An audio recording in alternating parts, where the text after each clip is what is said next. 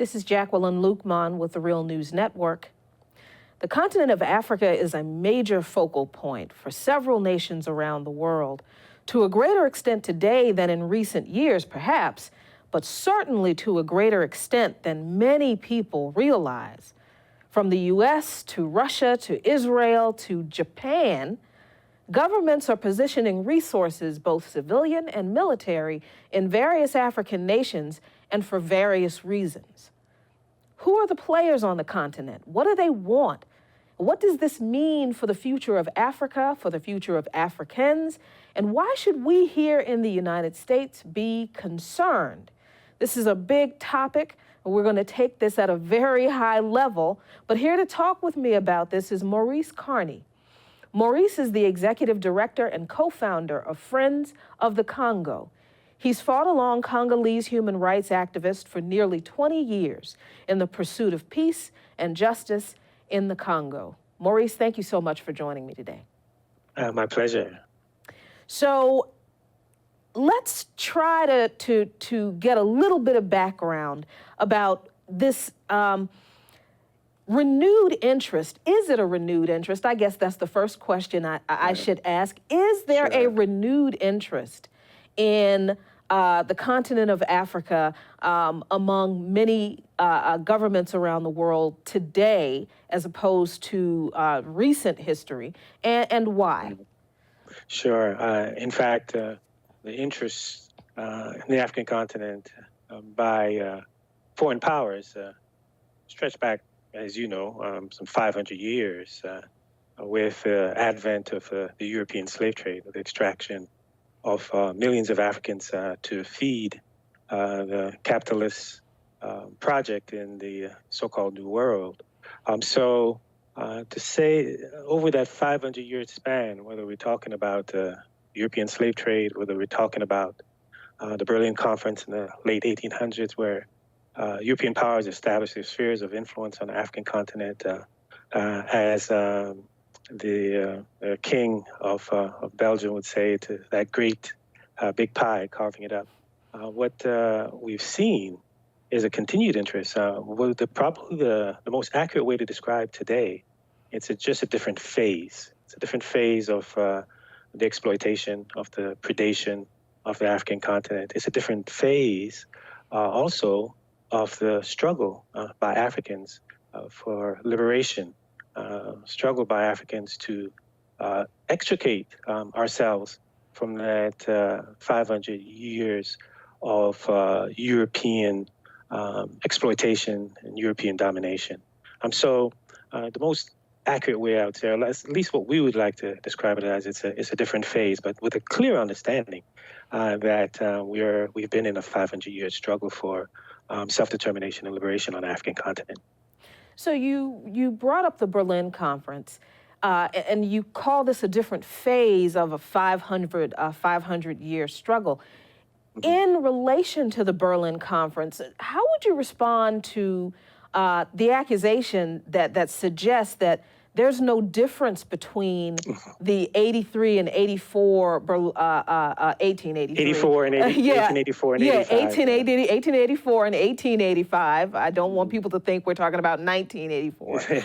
The 1884-1885 Berlin Conference to today. Well, how do you respond to that? Well, I don't mean to be flippant, but I often share with folks, when they mention that, they usually folks are usually referencing China and China's increased presence on the African continent. And we often retort that Xi Jinping is no Otto von Bismarck, right?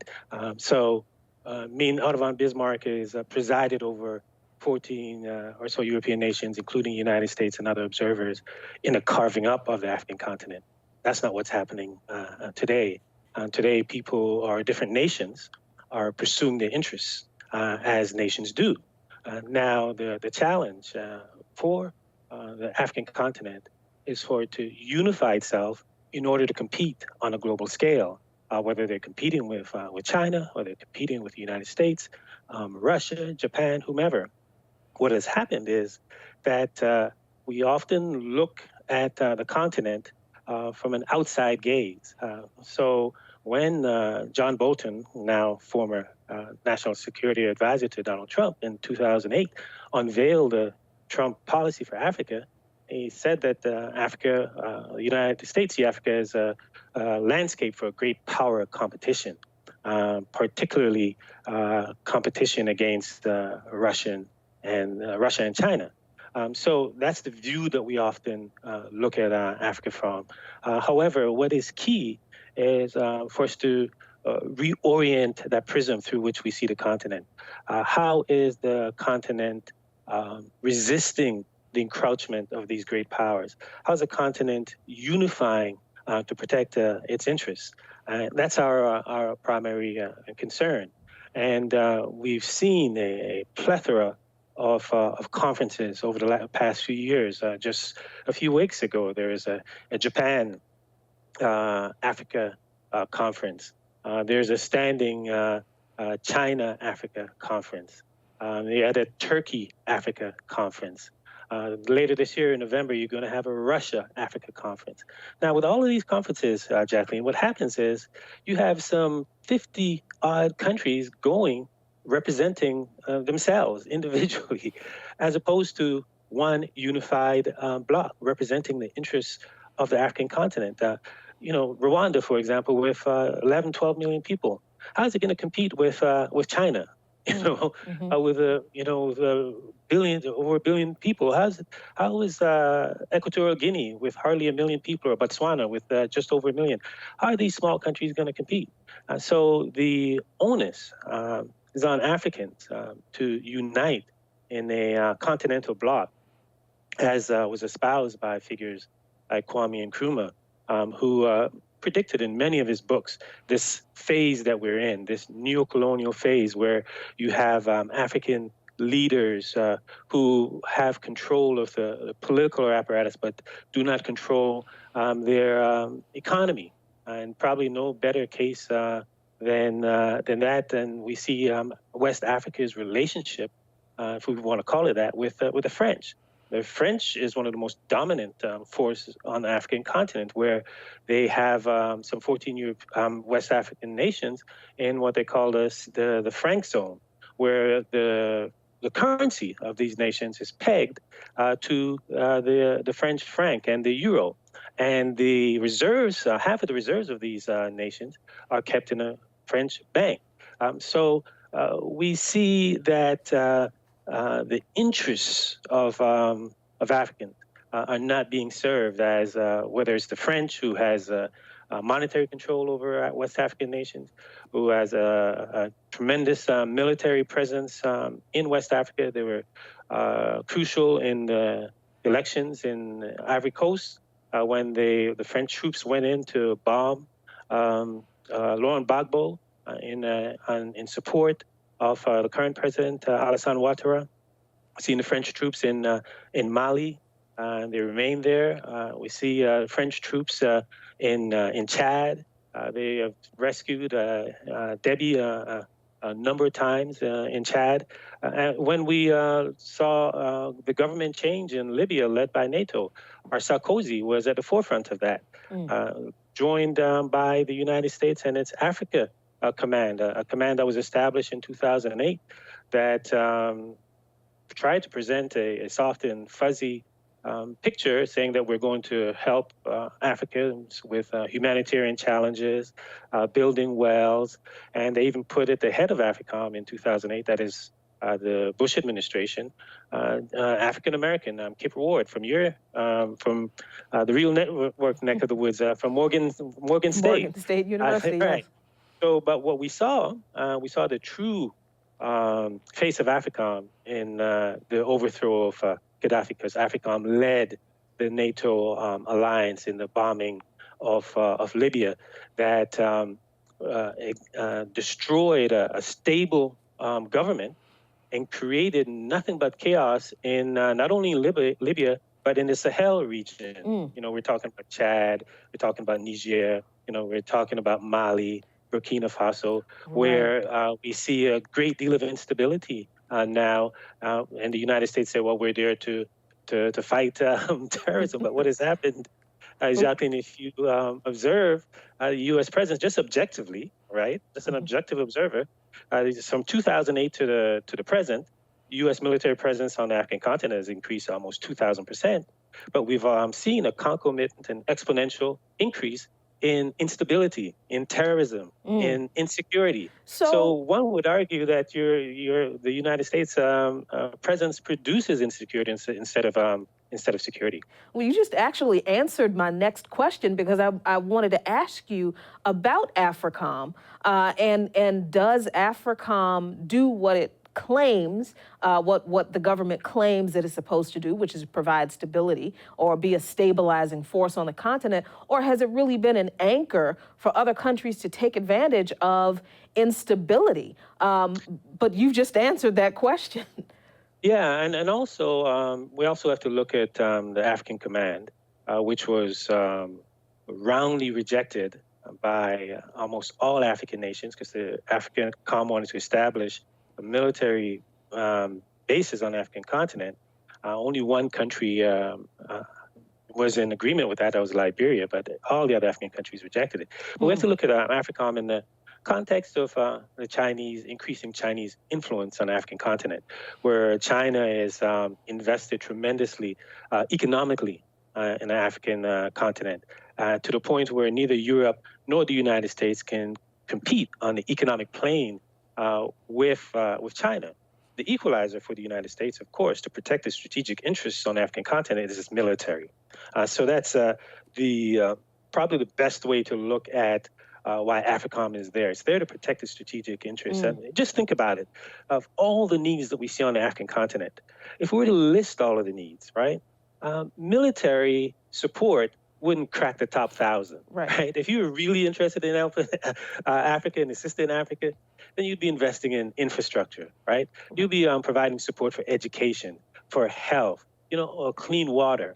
All of these things you'd be providing support for. But instead, you have military presence, and that military presence, and Bolton, you got to at least give it to him. I mean, it's honest. They see it as a landscape for great power competition. Yes. So that's one thing about the Trump administration. They don't have any bones about telling you why they do what they're doing, right? No flowery language. That's true. That is true. None of that. They go right to the heart of the matter. If it was a Trump, yes, sorry, go ahead. No, I'm sorry. So we're looking at not a new neocolonialism so much as we are looking at world powers like China and Russia and Japan, the United States, Turkey, and Israel, even. Germany, Israel, United Kingdom. Using Africa as a base of operations to compete with and challenge each other on a resource and a trade scale, but also militarily and strategically. Militarily, strategically, diplomatically. That's why we say it's the latest phase, right? The latest phase of the great power competition for Africa. And we have to remember, this is really important, especially for your viewing audience, Africa is the richest continent on the planet. Why is that? Why is that? In terms of its natural resources, you just name it, Africa has it. We look at Congo, for example, it has 60% of the world's reserve of cobalt. Cobalt is vital for the U.S. military industry, aerospace industry, for the burgeoning green energy sector, whether we're talking about battery cells for solar energy, batteries for your electric cars, you name it. Another key resource, coltan. Congo is about 64% of the world reserve. It's key for electronic devices, your cell phones, video cameras, laptop, you name it. In South Africa, 90% of the world's reserve of platinum. Key for a catalytic converter for the auto industry. In Guinea, they call Guinea Little Congo, the bauxite that's there. Russia has been there a long time getting access to bauxite. In Niger, I don't know if your viewing audience may remember back when the U.S. was making an argument for invading Iraq. They talked about yellow cake coming from uranium coming from Niger. Yes. Uranium in Niger is a key strategic resource, especially for the French. So you just name it. Africa has everything. And it's a rich continent. As Walter Rodney lays out in his classic work, how Europe underdeveloped Africa, it's the plundering of the African continent that leaves Africans impoverished and dependent. However, the picture that's presented to us is that Africa is in need. We need to provide aid. And if you don't do as the West says, we're going to cut aid. Well, really what happens, Jacqueline, is you have maybe tens of millions of dollars coming through the front door in terms of aid, but you have hundreds of billions of dollars going out the back door through plunder. And that's what we see these nations are there for. The Chinese are there for the cobalt. The minerals from Congo has made that, from Africa overall has made that possible. So the principle remains the same. From 500 years ago, the main resource was African bodies. African bodies being extracted to develop the capitalist industries in the West. Today, it's the same thing. It's natural resources. It's a diamond, it's a cobalt, it's the iron, the tin, the copper, the uranium, it's the timber, it's the land. So the blueprint, the framework is very much the same, where Africa is seen as an outpost for the extraction of natural resources to develop the rest of the world, while Africans remained impoverished, dependent, and begging. So this brings to mind two questions that I want to ask you. One is, how do Africans benefit, or if they benefit, from this richness in resources they have that all these countries want? Like, how does trade translate into benefit for Africans who are the owners, allegedly, of these resources? Or how are these resources controlled through trade and commerce from the continent to these countries that are coming into Africa to extract them? That's an excellent question. And really the short answer, the oppressed masses, as Nkrumah would call them, do not benefit. We're in a neo-colonial environment with compradors, meaning leaders who are serving the interests of foreign or finance capital. So the small elite at the top who function really as rent seekers. A classic case we see in Djibouti. They're collecting rent for military bases being there, collecting rent from the Chinese, collecting rent from the French, collecting rent from the US. So you have these elites, these neo-colonial leaders who have been put in place because a tremendous amount of violence was waged against the true African patriots, like Lumumba being assassinated by the Belgians, or Moumé being assassinated by the French from the Cameroon, or Nkrumah being overthrown with the backing of the backing of the CIA. Or even if we look at probably the latest case, classic case in Burkina Faso, where we saw how a true patriot functions on the African continent with Thomas Sankara, the investment that he made in infrastructure and women, and getting women involved in the economy and the larger society in a constructive way, and protecting the environment, in building roads.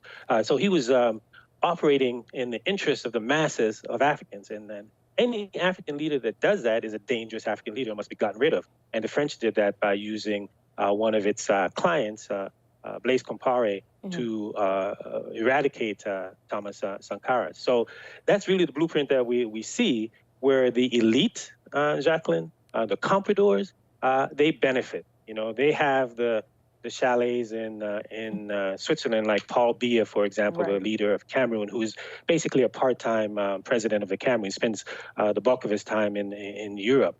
So they function, these elites function to serve Western interests or global interests, and not the interests of their own people. And one sign of this, Jacqueline, to see how these elites function, is look at when they get sick. When they get sick, they do not go to hospitals in their own country. So Bongo, when he got sick in Gabon, he wasn't going to a hospital in Gabon. He went overseas. Buhari in Nigeria, he got sick. He wasn't going to a Nigerian hospital. He was in England. Biya in Cameroon, he's in Switzerland. So they do not, the compradors, these agents of neocolonialism, are not there to serve the interests of Africans. They don't even serve their own interests, because they can't even develop a hospital to take care of themselves or their children when they get sick. Because so they ship out. Because that's not their focus. That's not their interest. Their Right. interest is to collect rent from the great powers and basically reign over the people and keep the population in check. And just let me say this quickly. Another way this plays out is that this increased militarization of the African continent. What happens also is you see the United States, in particular, providing military equipment to these African leaders, ostensibly to fight terrorism. But what the African leaders do is they utilize that equipment in order to crush their population, in order to keep their population in check. And some of them who were trained by some of these military leaders were trained by the United States, they wind up fomenting coups like we saw in Mali in 2012 and we saw in 2015 in Burkina Faso. These are AFRICOM trained figures who actually initiated coups against sitting governments. So we've got a lot of conflating issues from this 500 years of colonial and now neo-colonial involvement on the continent. We have issues of trade. We have issues of militarism. We have issues of crony capitalism, the installation of comprador classes to control the masses of people, working class and poor people on the continent. All of that, especially when we're talking about the resources that are needed by the rest of the world, well, let's just keep it to the United States, in regard to trade between the U.S. and African nations. So that brings me to my last question. We're in the midst of this so-called Democratic primary race. Since these issues that exist on the continent do relate directly to, let's just say, trade policy and military policy, all just singularly, those two issues.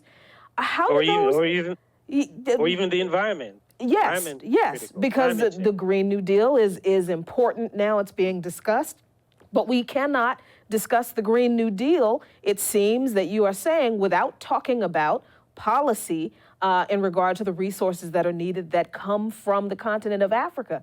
So how do we how do these issues gain more attention as part of this national electoral discussion, especially since only something like 22 minutes have been developed, devoted rather to foreign policy, little bit more as of last night in the debates? How do we get these issues raised to American elected officials? Right. I think to answer your question directly, the strategy that's being taken by the Black Alliance for Peace and laying out a strategy document calling on Democratic Party people and Republicans and those running for office to respond to policy positions laid out. It's going to take that kind of grassroots action in terms of educating the populace, because the narrative about the continent is such a way that it makes it doesn't entice people or encourage people to want to get involved. Africa is presented as a basket case in need, as opposed to a rich continent that's being exploited, as opposed to a continent that's made up of teenagers who are resisting on every conceivable level, whether it's military bases in Ghana, whether it's military presence in Kenya and East Africa. That's one of the stories that I hope that comes out of this interview. The key points, Jacqueline, is the tremendous resistance that we see from African youth, from African grassroots organizations.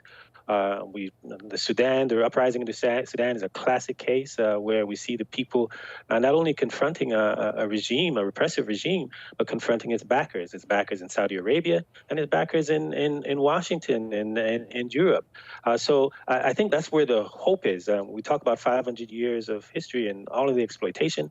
The hope is around the tremendous resistance that we see on the African continent, and organizations such as Friends of the Congo and Black Alliance for Peace are in solidarity with those organizations. So if several things, we ought to be in solidarity with the organizations that are resisting, amplify those voices in our communities here in the United States, support organizations here in the U.S. like Black Alliance for Peace that are anti-imperialist, that are revolutionary in nature, and continue to the mass popular education through the Real News Network, and other media outlets.